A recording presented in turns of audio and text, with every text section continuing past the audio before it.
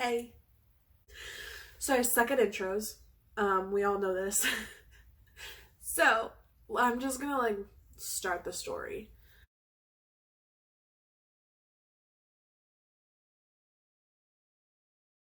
Sarah and William Winchester got married in 1862. And 4 years later, they had a little girl named Alice.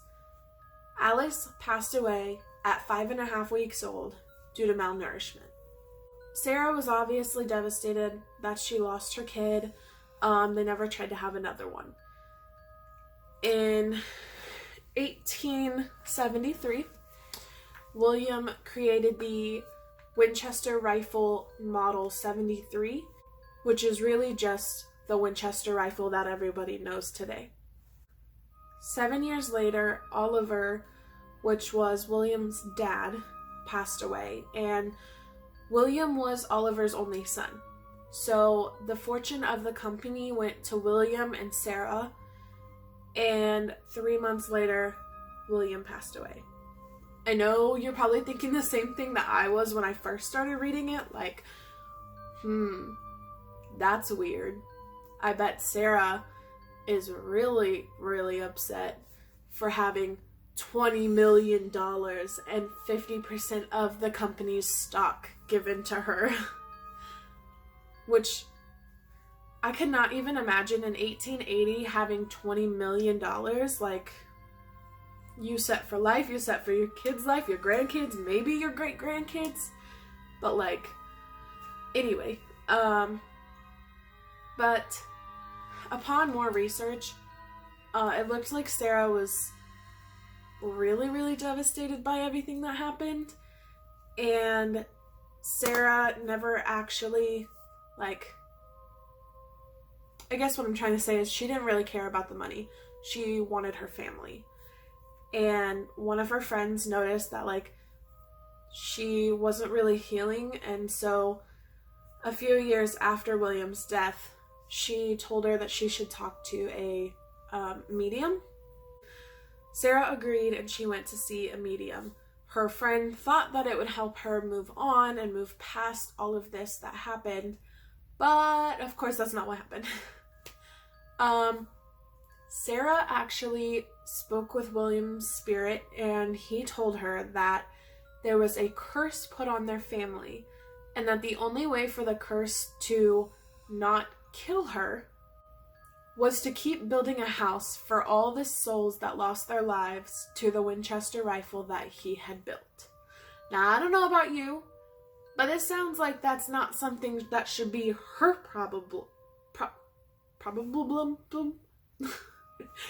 I don't think it should be her problem, because he's the one that created the rifle. But she now has the whole fortune in her name and everything. She was obviously freaked out by this, but she agreed. So she packed up everything she had, sold the house she had, and moved to San Jose, California, and bought a 8-bedroom farmhouse. And that's where the Winchester house actually is. The one that we can go visit today and everything. And also, if you can hold through all of my awkwardness until the end of the video, I will have in here the prices and everything and the different tours that they do. Or if you can't hold through, I guess you can skip through. Construction on the house started in 1884, and in 1888, Sarah's niece, Daisy, moved in with her. The bedroom that Daisy slept in, they named the Daisy room. And Daisy ended up moving out 13, I want to say 13 years later. It could be 15, but I think it was 13. Anyway, she moved out and that became Sarah's bedroom. Between the time construction started in 1884 to 1900, even 1900, the house went from an 8-bedroom farm home to a 90-bedroom with 7 stories on it. 7. The Daisy room was underneath this like tower. And in 1906, there was an earthquake in California that caused 3 of the stories to crumble in on themselves, which at the time, Sarah was in the Daisy room and she got trapped. It was said that they pulled her out. I don't know, they didn't say like that she had any injuries or anything. I would assume that if you're trapped in by rubble, like unless it literally just missed the whole room itself, like I would assume that you would be hurt in some way. I don't know. But she was trapped in. She took this as a sign that the spirits were unhappy with the way she was building the house. So she created a seance room so that every night she could talk to the spirits and make sure that they were okay and like approved of the way she was building the house for them.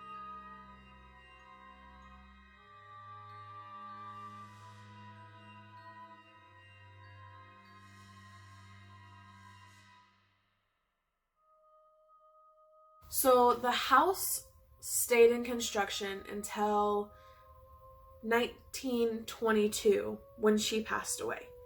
The house was under construction for 38 years. 38 years. She continued to build on and then demolish and then build on and demolish. And I don't know if she just wasn't happy with it or if she did that so that it didn't get too big. Because even the model that we have now has 2,000 doors, 10,000 windows, 160 rooms, 52 skylights, one of them being on a floor.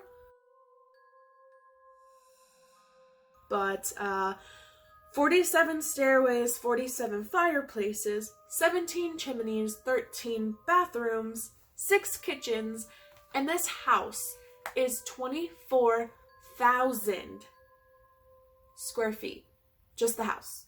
Not the land it's on, just the house. There were a few things that Sarah definitely didn't talk about. She was kind of a private person. There's only one known portrait of her, like, ever. And it's said that she would normally walk around with a dark veil over her face, so not a whole lot of people actually saw what she looked like. She was obsessed with the number 13. And when I say obsessed, just bear with me. She often had 13 paned windows, 13 paneled ceilings, and her will had 13 parts to it, which she signed 13 times. She had a lot of staircases that had 13 steps, but the one, like, weirdest thing, so back to what I said earlier, there's 13 bathrooms, but in that 13th bathroom, there's 13 windows alone. Like, it just, I don't know. I don't know if there's more hidden number 13s in the house that, like, most people just haven't realized yet, or I feel like someone who is like that obsessed with the number 13, you would probably know, like, or see more.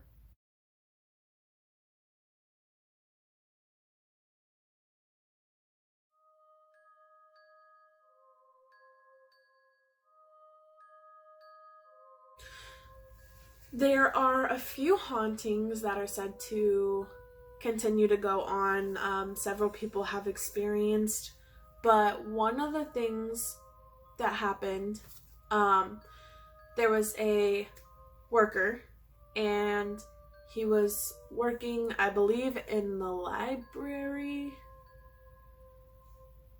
I'm not 100% sure. He was working on something on a ladder, and before he went up the ladder, he felt someone like touch his shoulder. So he turned and nobody was there. He just kind of brushed it off like no big deal. So he went up the ladder to work on whatever it was he was working on. And he felt someone like shove into his back. And because you're up on a ladder, like there's no way that like a human being can just like push you on your back. And from what I read, he fled the mansion and like has never been back, which I do not blame him. Another thing is that they believe Sarah's spirit is still there. Apparently, there was a tour guide that had her group with her in the Daisy room. As the tour guide was talking to her group, she heard a sigh from the hallway. And she looked and nobody was there. So when she turned and started talking about the room again, she heard a sigh even louder. And she believes that it's Sarah annoyed that people are in her favorite room of the house. I really want to go, and let me tell you about the prices of this. And this is one of the parts that I get like kind of excited about, because tickets are only $20 to $39 per person. And I know that like a lot of places where you can take a tour, like a small tour, it's expensive. And like, not to like bash them or anything, because I do have a video on them as well, but the Elms Hotel and Spa in Excelsior Springs, Missouri charges $20 for a ghost tour around the hotel. And it's an hour-long tour, which is fine, but like, I don't know, I've been on the tour, and I'll save all that for another thing. But basically, $20 for a tour around the Elms, and it's not that big of a hotel. So to be able to literally walk in a mansion for the same price, it just kind of like, I would much rather go pay $20 to walk in a mansion than I would to walk in a hotel, but that's just me.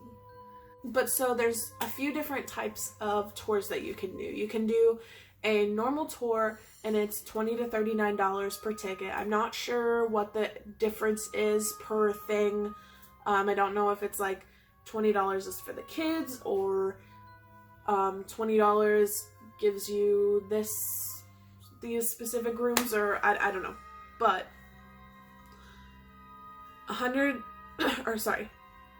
hour and 5 minutes for this $20 to $39 normal tour. Or you can do a $20 to $39 Explore More tour, which it doesn't really tell you exactly what the difference is between them. And that tour is only 5 minutes longer, so it's an hour and 10 minutes instead of an hour and 5. But I don't know if they show you like different rooms, because it does say that you can bundle the 2 packs and save more money. So I don't know if that like one of them is rooms and stuff that you can already see online, and then the Explore More is like rooms that they keep private. I don't know. But they also, this part gets me every time. They have a tour that's a video tour for the handicap, because like I said, there's no elevators, and so like going up stairs is the only way to get up to another floor. So I believe that like they take you through the first level, and then they show you a video tour of the other levels so that you're not missing out.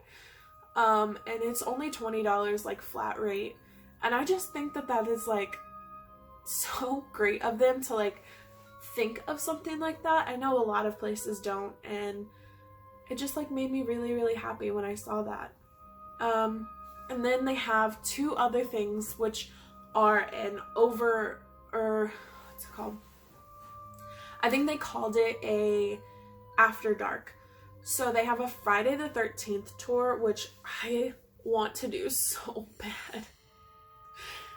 basically they turn off all the lights in the house and they give you just a flashlight while you're on your tour, and it sounds like so much fun. I don't know the price of that one. I wasn't able to find it. There's also the Unhinged, that's what it's called. There's also the Unhinged Tour, which I don't think it's a tour because it said like immerse yourself in a horror experience. So what I'm assuming is it's like more of an escape room or like a murder mystery game in the house. But if you guys know more about like what those entail, please let me know because I'm super interested in it and I just couldn't find anything on it.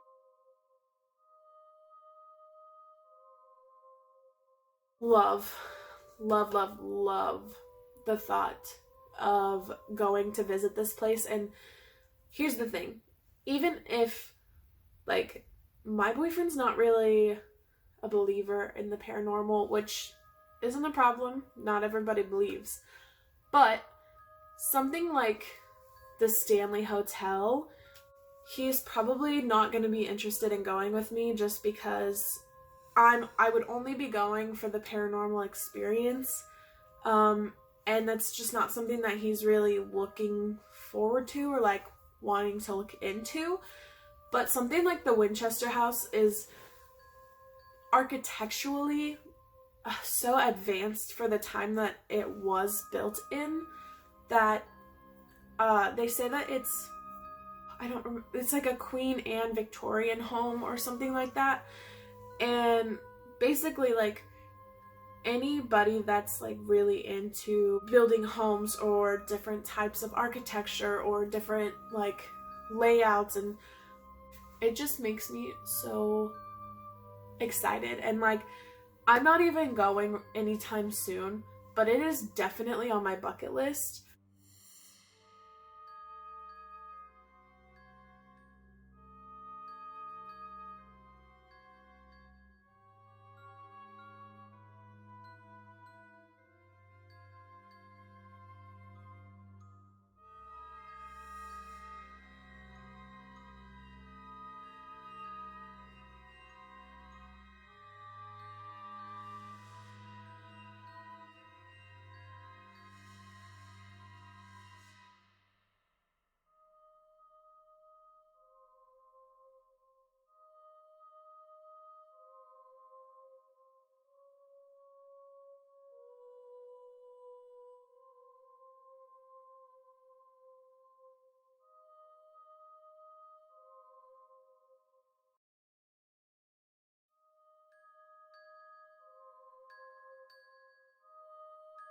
Thank you so much for being here.